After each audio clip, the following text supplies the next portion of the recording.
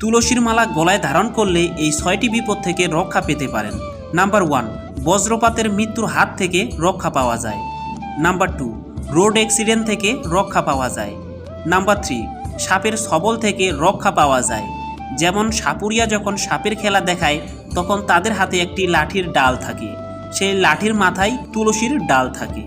Number 4, রাতে বা দিনে ঘুমানোর পর আমরা বাজে স্বপ্ন বা ভয়ানক স্বপ্ন দেখি, যা দেখে ভয় পেয়ে আমাদের হাত পা প্যারালাইজ হতে পারে, সেটা থেকেও রক্ষা পাওয়া যায়।